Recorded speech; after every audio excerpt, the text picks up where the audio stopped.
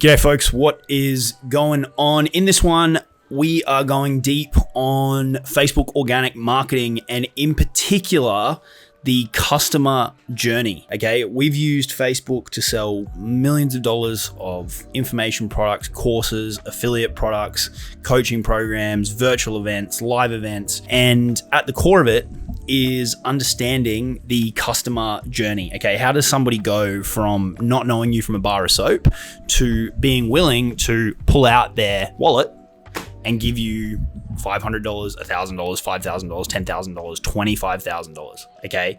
It can happen really quickly and it can also take a really, really long time, all right? The good part is that you aren't going through this process with each person individually. There is leverage when you do it correctly, okay? But it is critically important to understand. And I find the people that understand this and understand it well succeed with Facebook organic marketing, right? And it's as important as ever in 2022 as it's ever going to be.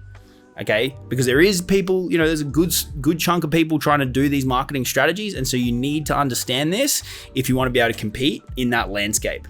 Okay, so I'm going to cut over to a training that I did with some clients of mine where I walk through this in detail. I would encourage you to watch it closely, take notes, rewatch it if you need to. If you're either currently doing Facebook organic marketing or you want to get into that game, I think it's going to serve you really well. Okay, I'm going to cut over to that in a second. Before we do it, be sure to give the video a like if you get any value from it. Leave any questions, comments that you've got below. I'll do my best to get back to you throughout the week, and subscribe to the channel if you haven't already. And then if you want to connect with us more directly, that first link in the description is going to take you over to our private community where we're super active. I'm in there most days, and you can get to know a little bit better about what we do if this is your first time watching it. Okay, I'm going to cut over to it now. Enjoy the video. I'll talk to you all soon. Cheers.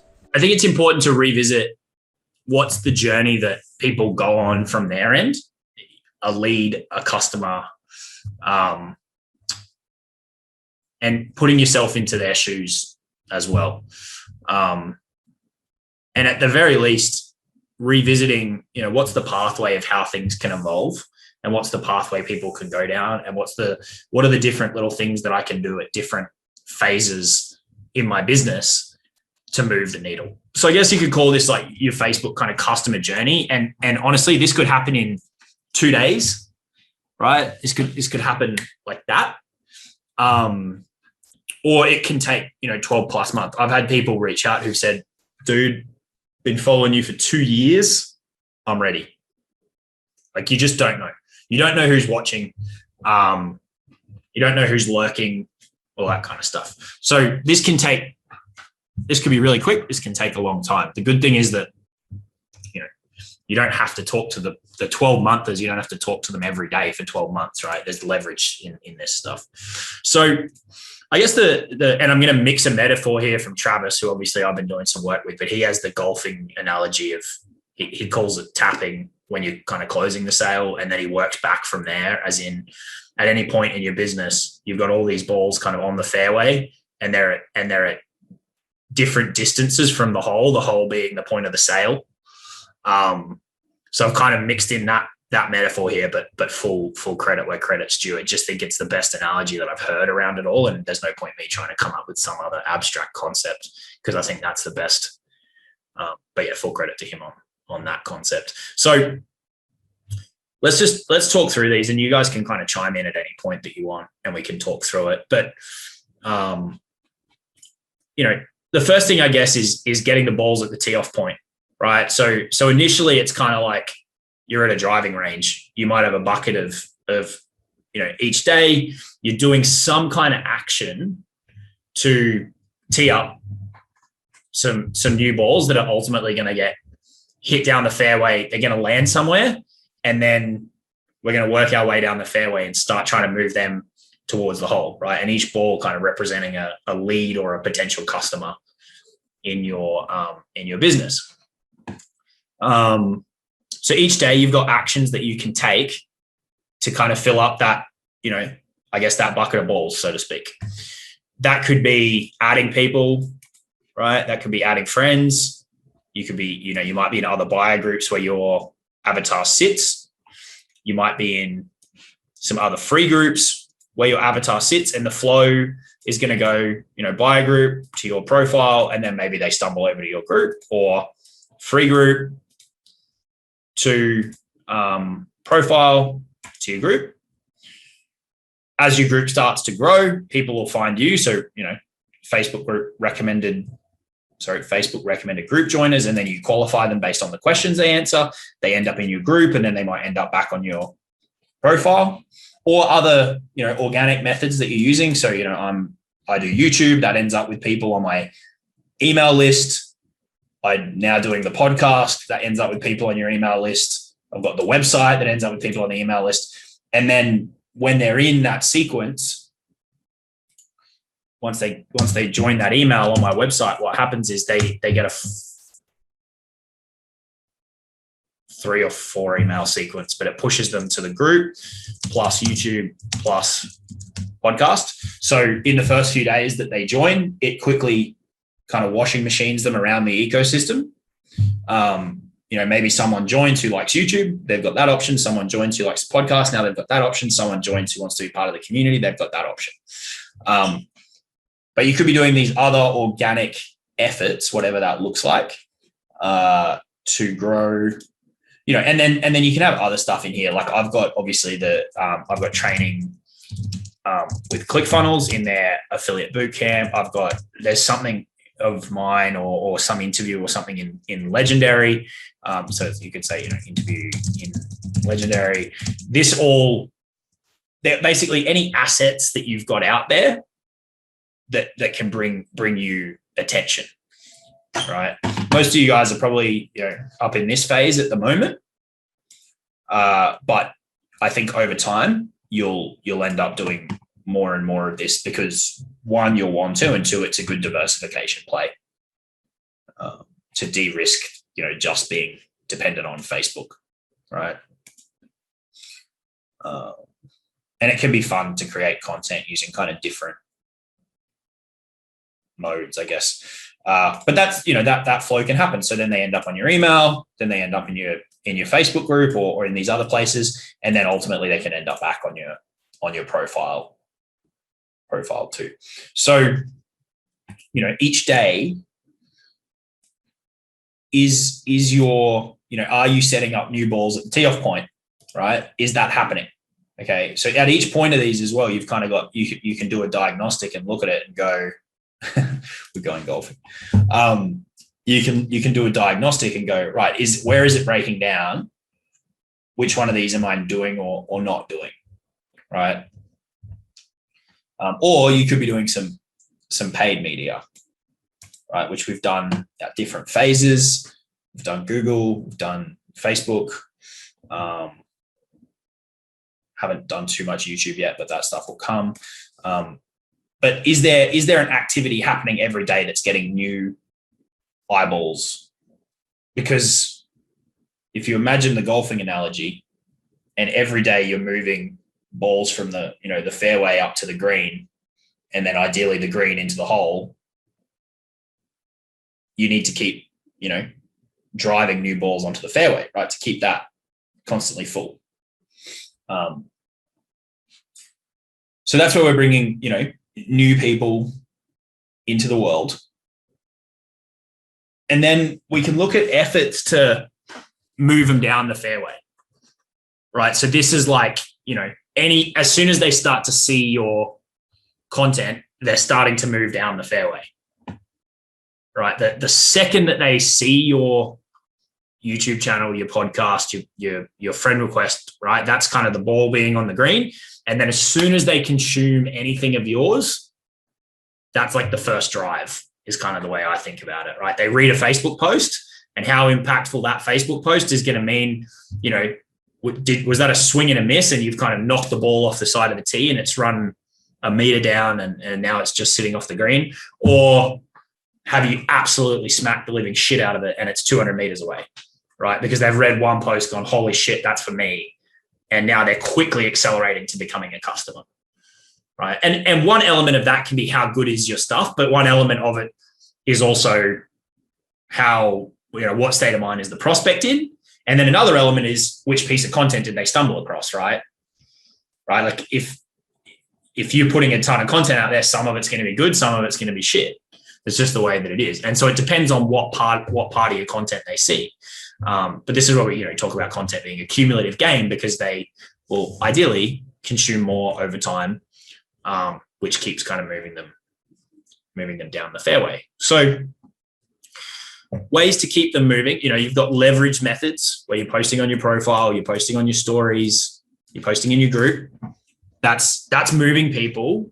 And sometimes we forget about this, but if there's people watching you, right, potential customers watching you, each piece of content you put out, either consciously or subconsciously, they're looking at that. If they're thinking about maybe this person is someone that can help me, it's either moving them closer, or you're swinging and missing and they're staying still, or somehow they're moving backwards because you offend them, or you say something and they go, no, this person's definitely not for me, and then the ball's off in the bushes and you're never seeing it again, right? So contemplate that as you're creating your stuff. Who am I trying to get the attention of, and who am I trying to move towards the whole? Because that's what the content's ultimately trying to do.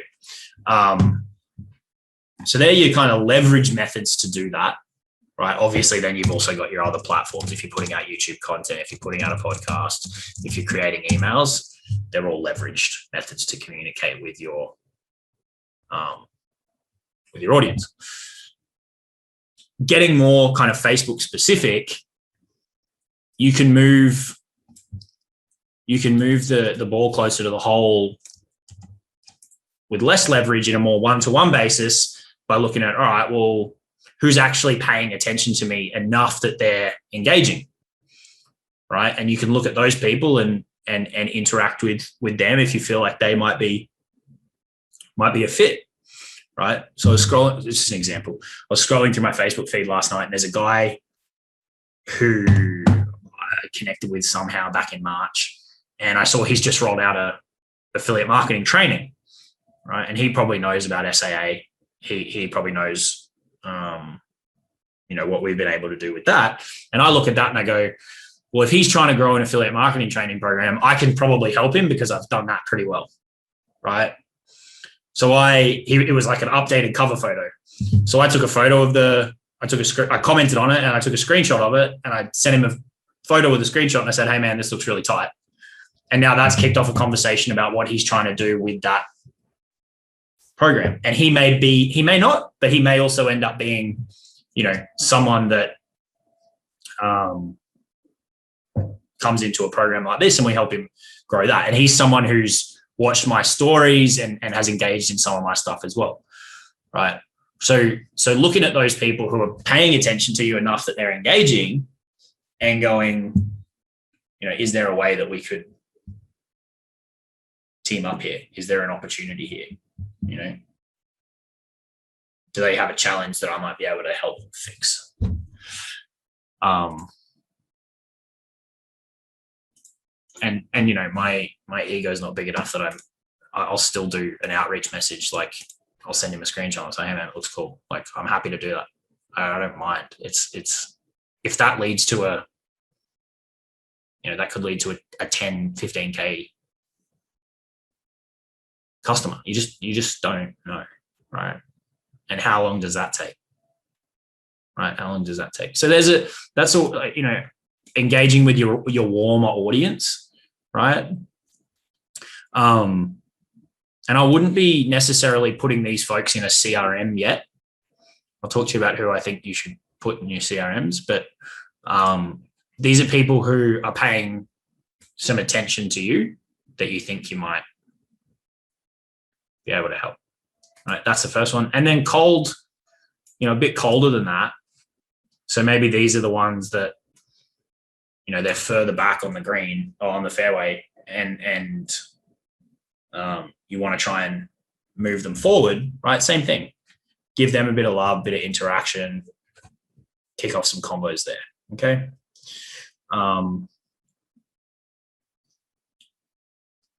Then, if you're doing this kind of stuff, you're starting to move folks closer and closer, a percentage of them, obviously not all of them.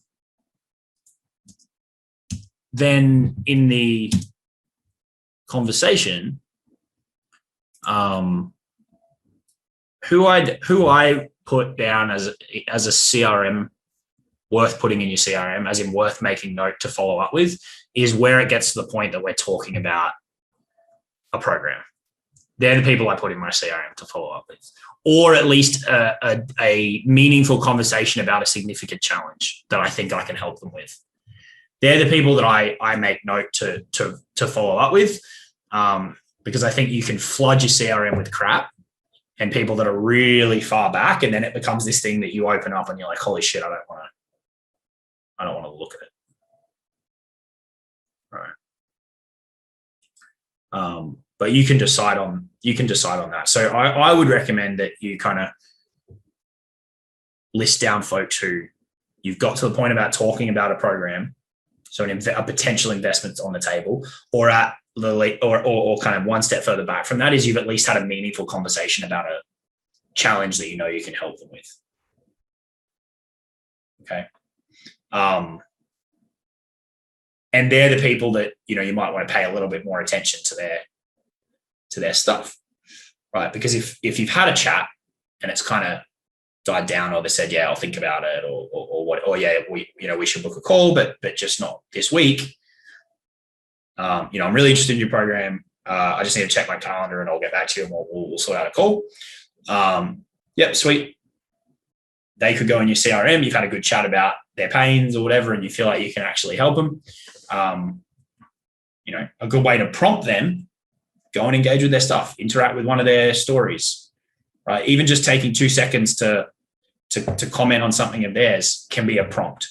You'll see that a lot, right? Like if you comment on something, they go, oh shit, I need to get back to them. And it'll spark. I've even seen it with payments. This is a little bit sly, but if there's people whose payments have bounced or we've been chasing to try and get payments, if I go and comment on their latest post, it's almost spooky the amount of times the payment ends up in Stripe in the next couple of hours. Because they're like, oh shit, I got to do that. Or, oh shit, he's kind of watching. Just a little thing to try if you're not getting the traction that you want with those. But yeah, going and giving some love to the people who you consider to be on the green or nearly on the green. That can be, a little bit of personal attention could be the difference between them revisiting your offer doc if you're sending them a Google Doc and saying, yep, let's do it. Or them going, yep, time to book that call. Let's get in the calendar. Just a little bit. And that's why I'm saying, with these folks here, be kind of refined on who you put in your CRM. And I think if they're people that you've had a deep chat about their challenges, or a person that's expressed an interest in a program, I think they're the people to really focus on. If you're going to give some individual attention, and then you move backwards from there. And then you can try these folks who are engaging with your stuff, but maybe you haven't had that conversation yet, right? I don't know if you guys do this or not, but one thing that I'm doing at the moment that seems to be yielding some really good chats is I'll spend a couple of minutes here and there going through stories and just pinging a message to people off their story, right? Then it gets into their inbox. It's relevant to something they want to talk about it because they thought it was important enough to share. And they feel good because you're giving them a bit of attention, because we all share shit on social media and we hope that people engage with it, right? That's the whole premise of the platform. We get the dopamine hit when people engage with our stuff. And the stories is, it's good to, you can just slide straight into their DMs with a relevant point about something that they think is important because they've, shared it. So that can be a good way to kick a few off a day if you want to bump up the kind of activity in that part of your business. And then, you're doing this, you're diagnosing, you're having a chat. Can you help them? All that kind of stuff. And then from there, you're either making your offer directly, if you're doing the Google Doc stuff or something similar, or you're pushing them to a call and closing, right? And that's kind of the tapping the ball into the hole phase. And then as you guys get further and further along, thinking about, like we were just talking about with Eric, once you've made that hole and the ball's in, it's like, all right, well, what happens in golf? There's 17 more of them. I think that's right. I don't play golf. But then it's like, all right, well, what else could work? Is there a one-to-one opportunity here? Is there another product? Is there a bolt-on? Right? And then the other part of this is working with these people, right? Getting their testimonials, getting their feedback, making them happy, which then can really heavily fuel this